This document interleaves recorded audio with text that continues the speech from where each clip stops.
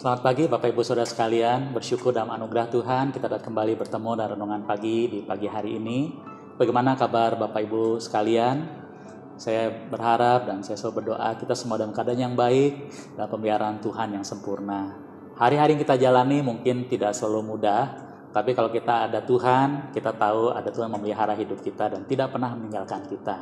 Nah Bapak Ibu, hari ini saya mau ajak kita belajar satu hal yang sangat penting bagi kekristenan, bagi kita sebagai seorang Kristen. Bapak Ibu, hal yang pertama yang paling penting dalam kehidupan kita adalah kita percaya Tuhan Yesus. Saat itu kita diselamatkan, kita tahu kita beroleh hidup yang kekal. Saat itulah kita mengenal Tuhan, pencipta kita, dan Dia Tuhan yang mengasihi kita, mengampuni dosa kita, menebus dosa kita, menyelamatkan kita, dan Tuhan yang tidak pernah meninggalkan kita. Itu hal yang pertama, yang paling penting yang kita harus miliki sebagai seorang Kristen. Kalau seorang Kristen belum percaya Tuhan Yesus, itu baru Kristen KTP namanya. Nah, saya rindu Bapak Ibu sekalian, hal yang pertama ini kita sudah miliki. Kita sudah percaya Tuhan Yesus sebagai Tuhan dan Juru Selamat kita pribadi. Nah, saat itulah kita diselamatkan, kita beroleh hidup yang kekal, atau jaminan yang pasti masa depan kita, kelak kita kalau mati, kita akan ke surga, kita bersama Tuhan selamanya, dan selamanya kita mengalami anugerah Tuhan dalam hidup kita. Itu yang pertama Bapak Ibu sekalian. Tapi ada hal yang kedua, sebagai seorang Kristen yang kadangkala kita tidak miliki, padahal itu Tuhan sediakan buat kita. Yaitu kehidupan kita sebagai seorang Kristen. Setelah kita percaya Tuhan Yesus, bagaimana kehidupan kita? Banyak dari kita yang merasakan hidup jadi seorang Kristen itu rasanya beban yang berat. Mungkin Bapak Ibu ada yang mengalami seperti itu. Jadi orang Kristen rasanya kok susah juga sekarang ya. Harus baca Alkitab, harus berdoa, hidup harus baik dan sebagainya. Lalu kita merasa kita menuntut diri sebisa kita. Bahkan sebagian daripada kita mungkin kadang-kadang harus berpura-pura. Waktu hati kita kesel, kita berusaha baik-baik. Kan orang Kristen harus ada kasih, ya kita belajar mengasihi sepertinya dengan sebisa kita, dengan mimik muka kita dipaksakan, padahal hati kita mungkin nggak demikian. Demikian berbagai hal yang lainnya. Nah, seringkali itu menjadi beban bagi seorang Kristen. Nah, apakah Bapak Ibu juga mengalami hal seperti itu? Waktu kita menjadi seorang Kristen, kita merasakan beban yang berat. Kita merasakan banyak tuntutan. Entah dari gereja, dari teman-teman, dari keluarga, dari orang-orang sekeliling kita. Kamu orang Kristen harus begini, dan sebagainya. Apakah itu yang Tuhan mau? Nah, Bapak Ibu sekalian, hari ini saya mengajak kita belajar satu rahasia yang penting buat hidup kita. Sebenarnya, jadi seorang Kristen adalah satu hal yang sangat bersukacita, sangat senang, bagi saya itu sangat luar biasa. Pertama, kita diselamatkan. Hal yang kedua, kalau kita baca dalam firman Tuhan, ternyata juga Tuhan menolong kita untuk menjadi seorang Kristen dengan anugerah Tuhan, bukan dengan kekuatan kita sendiri. Banyak dari kita menjadi orang Kristen dengan kekuatan kita sendiri, akhirnya kita gagal, kita kecewa, kita berat. Padahal yang Tuhan mau adalah kita menjadi seorang Kristen dengan kekuatan dari Tuhan. Nah, hari ini saya ajak kita belajar dari satu bagian yang sangat penting, yang saya rindu menjadi bagian hidup kita masing-masing menjadi seorang Kristen. Bagian yang kita baca dari kitab Galatia pasal yang kelima, Galatia 5 ayat ke-16 sampai 26, Bapak Ibu nanti bisa baca di rumah, tapi karena waktu kita singkat, kita tidak mungkin bisa baca uraikan semua. Saya akan berusaha bawa kita pada hal yang paling penting yang kita bisa dapat hari ini.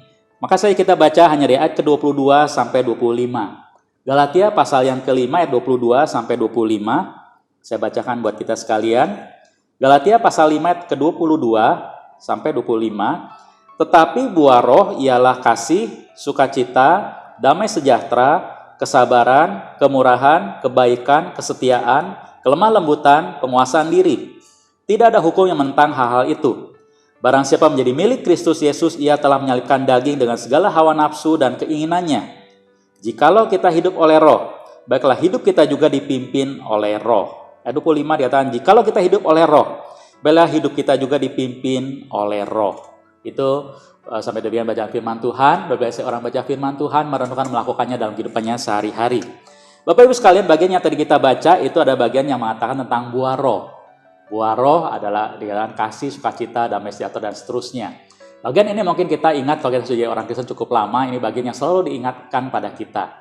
Orang Kristen harusnya punya buah roh, kira-kira seperti itu. Hidupnya berbuah. Ada beberapa hal yang mungkin seringkali menjadi kesalahpahaman kita adalah kita merasa kita dituntut. Kamu harus punya buah roh, caranya apa? Kamu kasih, sukacita, damai sejahtera. Jadi kamu waktu hatimu susah, berusahalah sukacita, di mukanya ditarik lebih senyum, lebih banyak. Damai sejahtera, waktu kamu rasa nggak tenang, khawatir, tenangin hati. Padahal hati kita udah seperti apa? Kayak gempa bumi, kira-kira seperti itu. Apakah seperti itu? Ternyata enggak, Bapak Ibu sekalian. Ini salah paham yang sering kali terjadi sehingga akhirnya kita menuntut orang lain, kamu orang kita harus punya buah roh, lalu kita paksa dia bersikap seolah-olah punya buah roh, padahal bukan. Itu sama seperti satu pohon, Bapak Ibu, kita lihat ada satu pohon yang subur, pohon bagus. Oh, pohon itu berbuah, katakanlah pohon jeruk. Pohon jeruk berbuah, buah jeruk. Lalu kita lihat, karena pohon ini tidak berbuah, lalu pohon harus punya buah jeruk. Akhirnya kita beli buah jeruk, lalu kita tempel di pohon itu pakai tali, kita ikat. Apakah itu buah yang sesungguhnya? Buah yang dikatakan yang sebenarnya. Itu benar buah, tapi buah hanya tempelan. Lalu kemudian saatnya buah itu akan jatuh. Itu hanya buah yang nggak menempel pada pohon. Atau yang lebih jauh lagi, kalau cuma di foto, bisa beli buah bohongan, lalu buah-buah imitasi, lalu kita tempel di pohon itu. Waktu kita foto kelihatan berbuah, padahal itu bukan buah asli, itu hanya imitasi. Nah, Bapak Ibu sekalian, sebagai seorang Kristen, Tuhan mau kita punya buah memang buah asli, bukan buah yang imitasi atau buah hanya tempelan, yang hanya sebentar busuk buah itu lalu hilang dan tidak ada artinya. Dan si pohon itu tidak pernah berbuah sebenarnya. Nah, yang Tuhan mau dalam hidup kita berbuah. Maka di bagian tadi kalau kita Bapak Ibu baca, kita lihat dikatakan buah roh, itu roh di sini adalah jelas kalau dalam konteksnya adalah buah Roh Kudus, karya Roh Kudus. Karya Roh Kudus dikatakan buah roh, buah itu satu, bukan banyak. Satu buah, tapi dengan di sini akan memberikan rasa, ada 9 rasa. Ada kasih, ada sukacita, ada damai sejahtera di sana, ada kesabaran, kelemah lembutan, sampai ada penguasaan diri. Itu buah roh. Nah, buah adalah satu karya. Jadi dengan kata lain Bapak Ibu sekalian, kalau kita tanam satu pohon, itu kita misalnya sekarang saya ingin pohon apel. Waktu saya tanam pohon apel itu berbuahnya bagaimana? Apakah saya harus tanam buahnya? Lalu dari buah, memang ada pohon yang ditanam dari biji akhirnya berbuah. Tapi maksud saya adalah yang ditanam yang penting adalah pohonnya. Kalau pohonnya ditanam di tempat yang tepat dengan benih yang memang baik, pada saatnya dia akan berbuah. Itu buah. Buah itu satu karya yang keluar. Nah, buah Roh Kudus berarti adalah karya Roh Kudus, bukan karya kita. Nah, seringkali kita salah, kita ingin berkarya dari diri kita. Saya jadi orang Kristen, kekuatan saya punya ini dan itu, padahal itu dan kemampuan kita sendiri, dan Alkitab di bagian Galatia secara khusus dikatakan itu dari kedagingan kita. Akibatnya adalah apa? Tetap ada kepentingan diri sendiri, ada egois, mungkin kita masih memikirkan bagaimana kita bisa dihargai, kita merasa dibanggakan, dipuji dan sebagainya. Lalu, oh kamu hebat ya, ada kasih ya, ada sukacita, ada damai sejahtera, kelihatannya. Lalu kita bangga. Itu bukan buah roh, itu ada sebenarnya masih buah dari diri kita sendiri, dari kedagingan kita yang berpura-pura. Tapi buah roh itu mengalir dari dalam. Saat Roh Kudus memimpin hidup kita, buah itu akan keluar pada waktunya. Dari proses waktu, berjalan dari waktu, akhirnya akan berbuah. Nah, Bapak Ibu, kalau demikian, bagaimana buah itu? Buah dari proses itu akan keluar hasilnya. Nah, bagaimana kita bisa berbuah? Alkitab berikan kita beberapa bagian. Nah, kalau kita Bapak Ibu ingat, Injil Yohanes pernah berkata, barang siapa tinggal di dalam aku, dia akan berbuah. Aku pokok anggur, kamu ranting. Di luar aku, kamu tidak bisa berbuah. Jadi, bagaimana kita berbuah? Kita tinggal di dalam Kristus. Dan buah itu kemudian menunjukkan pada karakter Kristus yang ada dalam hidup kita. Tinggal di dalam Dia. Di luar Kristus kita nggak bisa berbuah. Kita tidak bisa berbuat apa-apa. Maka kalau fokus hidup kita di luar Kristus, kita sebagai orang Kristen masih hidupnya jauh daripada Dia, kita nggak bisa berbuah. Di bagian bawah tadi dikatakan, setiap seorang menjadi milik Kristus, dia harus menyalipkan daging dengan segala hawa nafsu dan keinginannya. Fokusnya pada Kristus, dia menyalipkan daging dan segala keinginannya, dia menyatu dengan Kristus, berpusat pada Kristus. Lalu yang kedua, kita lihat dalam kitab Mazmur, dikatakan orang yang berbahagia adalah dikatakan orang merenungkan firman itu siang dan malam, dia seperti pohon yang ditanam di tepi aliran air, akan berbuah pada musimnya, pada waktunya. Pada waktunya dia akan berbuah. Bapak Ibu sekalian, kalau firman Tuhan tinggal dalam hidup kita, pada saatnya dia akan berbuah. Firman Tuhan itu di bagian lain Alkitab mengatakan menguduskan kita, membersihkan kita sampai kemudian kita makin berbuah. Nah, dalam bagian yang Galatia yang setelah kita baca hari ini, jelas adalah karya Roh Kudus. Buah Roh Kudus, kita kan Roh Kudus itu waktu berbuah, hidup kita menghasilkan seperti ini, kasih, sukacita, damai sejahtera dan seterusnya. Lalu kalau kita baca di bagian ayat 25 tadi, jikalau kita hidup oleh Roh, baiklah hidup kita juga dipimpin oleh Roh. Terjemahan lebih jelas dikatakan, kalau kita hidup oleh Roh, pertama kita diselamatkan karena karya Kristus, oleh karya Roh Kudus yang menyadarkan kita, nyatakan Baiklah hidup kita juga dipimpin oleh Roh.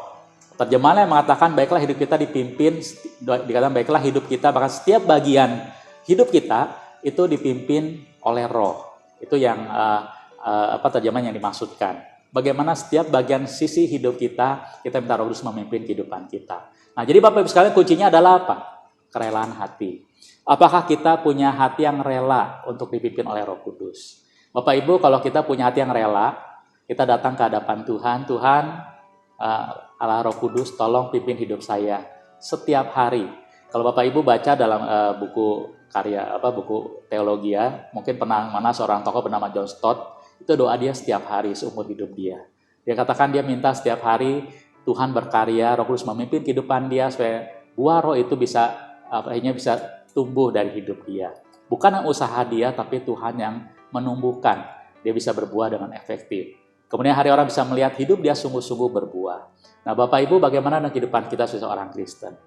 Kalau kita hidup dalam pimpinan Roh Kudus, dia akan memproses hidup kita, memimpin hidup kita setiap hari, dia menuntun langkah hidup kita oleh firman Tuhan, dia bersihkan hidup kita, setiap hari kita terus diperbaharui, karakter kita makin serupa dengan Kristus. Dan pada saatnya, buah roh itu akan muncul dengan sendiri dari hidup kita tanpa kita sadari.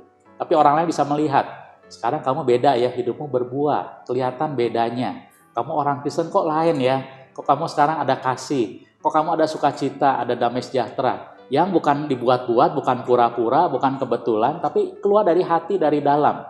Karena kualitas buah roh adalah dari dalam, karya Roh Kudus dalam hidup kita.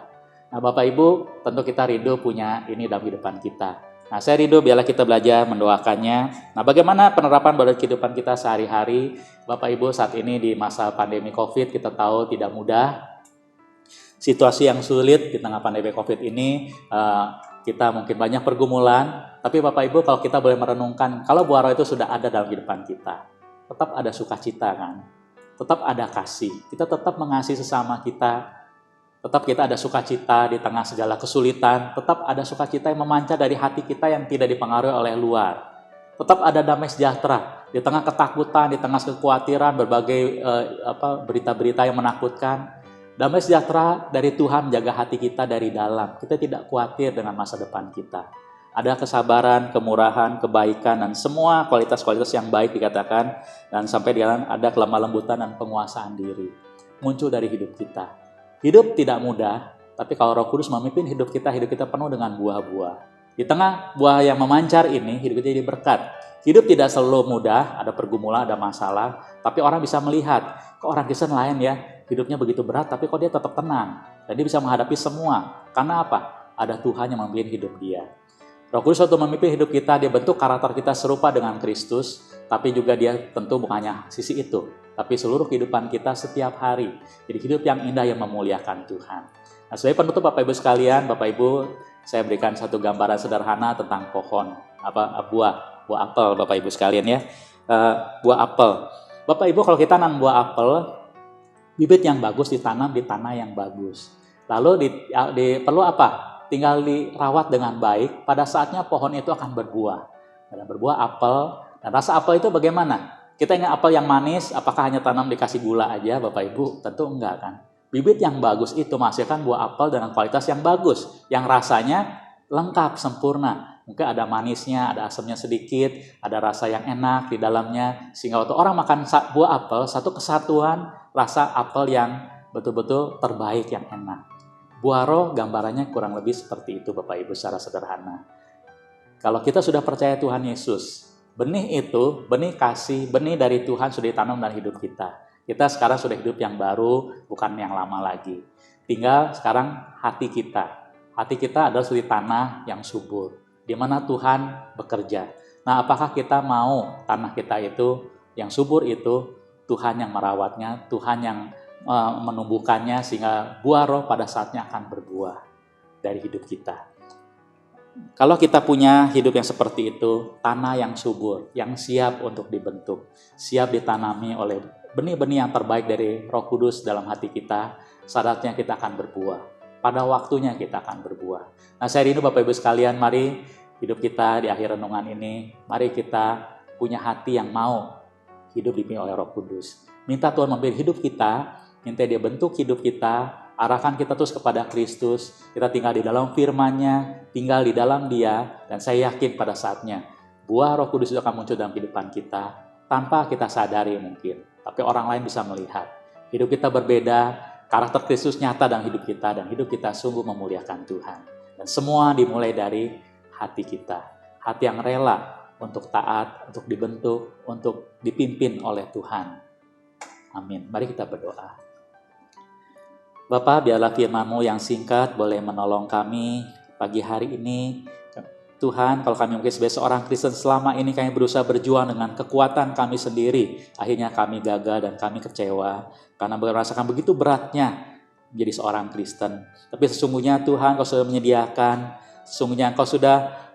menyediakan janji firman-Mu. Kalau kami mau hidup dipimpin oleh Engkau, Engkau yang akan mengurus hidup kami, memimpin hidup kami, membentuk hidup kami sehingga hidup kami menjadi hidup yang penuh arti, hidup yang berbuah, bahkan hidup yang memuliakan Tuhan. Tuhan, tolong kami dalam melalui perenungan hari ini. Berikan pada kami Tuhan keberanian datang ke hadapan Engkau, membuka hati kami dengan rela memohon Tuhan memimpin hidup kami. Tuhan memperbarui kehidupan kami. Roh Kudus, Kau yang sudah hadir dalam kehidupan kami, membawa kami mengenal Tuhan Yesus. Kami juga Kau juga bukannya hadir, ada dalam hidup kami, tapi Engkau juga memimpin hidup kami.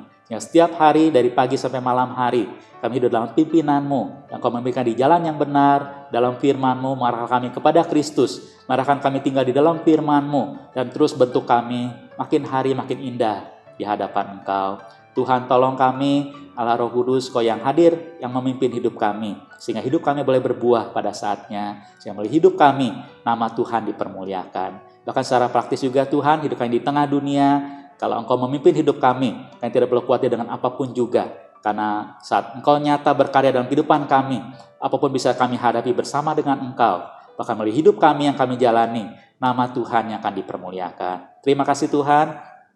Bagi hidup kami hari ini, kami mulai kembali segala aktivitas kami, mohon penyertaan-Mu dimanapun kami berada, di tengah pekerjaan kami, di tengah pelayanan, di tengah masyarakat, di tengah keluarga, dimanapun kami berada, mohon penyertaan Tuhan bagi kami. Kira ada berkat Tuhan, ada sukacita, ada damai sejahtera, ada pelindungan penyertaan-Mu bersama kami semua. Setiap kami dan keluarga rumah tangga kami tetap aman dalam pelindungan Tuhan yang sempurna. Tuhan berikan kami kesehatan yang baik, dan Tuhan menyertai, memelihara kami dengan sempurna. Terima kasih Tuhan, kami bersyukur karena Kau dengar doa kami, naikkan dalam nama Tuhan Yesus Kristus.